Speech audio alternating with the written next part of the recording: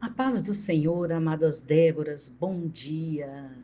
Em mais um devocional com esse tema maravilhoso do mês de abril. Busque ao Senhor e ele te responde. A divisa de Salmo 34, versículo 4. Busquei ao Senhor e ele me respondeu, e de todos os meus temores me livrou. Eu sou Divina Chaves, Débora, na cidade de Luiz Eduardo Magalhães. Minhas amadas irmãs, o Salmo 34 é da autoria de Davi e está ligado a um momento de profundo conflito pessoal que ele viveu. Davi se viu em tal momento de aperto e aflição que fingiu estar louco diante do rei Abimeleque para preservar sua vida. A perseguição que Davi sofria do rei Saul naquele momento era tão dura que o levou a buscar refúgio entre os filisteus, inimigos de longa data de Israel. Mas ele foi reconhecido em Gate pelos servos do rei e, temendo por sua vida, fingiu estar louco para escapar. Entretanto, para aqueles que temem a Deus, o choro pode durar uma noite, mas a alegria vem pela manhã, conforme nos consola o salmista em outra ocasião.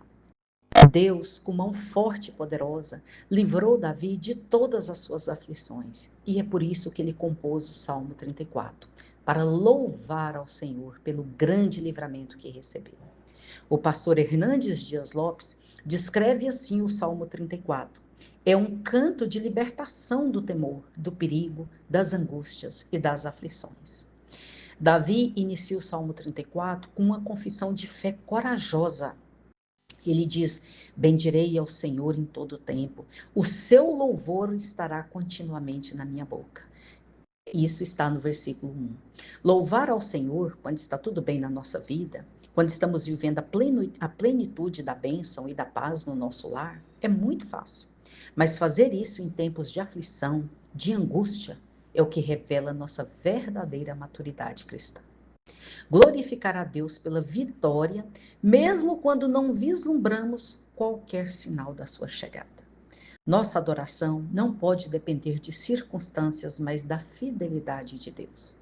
Mesmo que tudo o que você esteja vendo na sua frente seja o mar revolto dos desafios, você pode louvar e confiar que fiel é o seu ajudador e o livramento virá.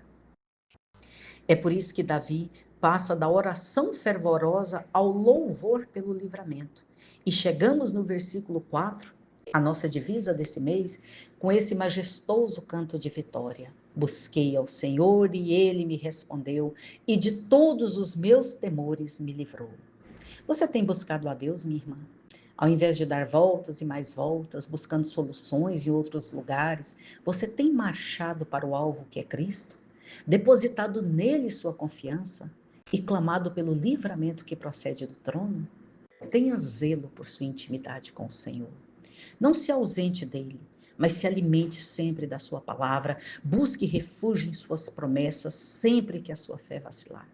Tenha uma vida frutífera de oração e intimidade com o Senhor. Faça de Jesus seu melhor confidente. Conte para ele aquilo que tem afligido a sua alma.